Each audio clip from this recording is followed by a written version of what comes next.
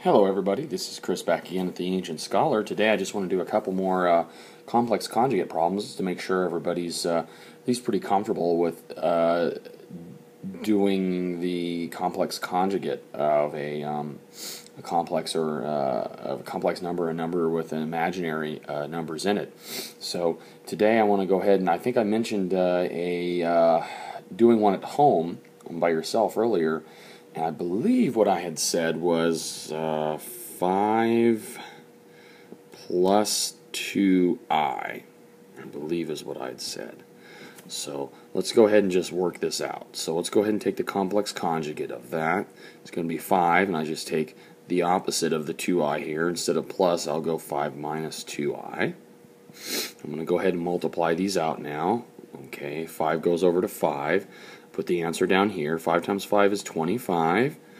And then I'm going to move over here. 5 times negative 2. A positive times a negative is always a negative, so I'll have minus 10i. And then I'm going to move over to 2i here. And 2i multiplied by 5 is a positive 10i. And then 2i multiplied by negative 2i is negative 4i squared. Alright, so now we're down here, and this middle part here, of course, will cancel out. That's kind of the neat thing about the complex conjugate, is those always cancel out. That leaves me with 25 minus 4i squared. Now, remember from the last video, I'm going to go ahead and just drop the 25 down. I squared is negative 1. I'll just go ahead and put some parentheses here. So negative 4 times negative 1 is a positive. A negative times a negative is a positive. So 25 plus 4. And there we go with our answer.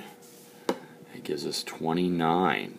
So again, we were able to make sense of this through the agency of a complex number. Alright, let's just go ahead and do one more, and I think everybody should intuitively get this okay. Let's do 3 minus 8i. Alright, so I'm going to put parentheses around there. I'm going to take the complex conjugate, 3 plus 8i. Okay, and then 3 times 3 is 9. Okay. Then I go ahead and work over 3 times 8 is 24i. So 9 plus 24i. And then negative 8 times 3 is minus 24i. And then negative 8 times 8 is negative 64i squared. Work down here. These two cancel out. 9 drops down, subtract 64i squared. I'm going to go ahead and just put negative 64 in parentheses for now. Multiplied by negative 1. Okay, and put 9 here. And of course that just becomes positive 64, and then that's 9 plus 64. And you can see I've been able to make a quick sense of this complex conjugate, or this complex number, by the agency of the complex conjugate.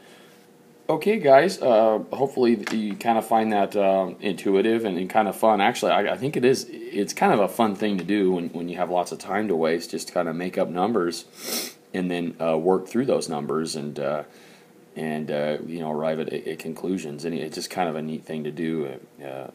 Kind of a mindless activity. If you obviously we're all busy and have stuff to do, but anyway, if you don't have anything else to do, it is something kind of fun to practice on your own. Okay, guys, thanks for hanging in there. Take care.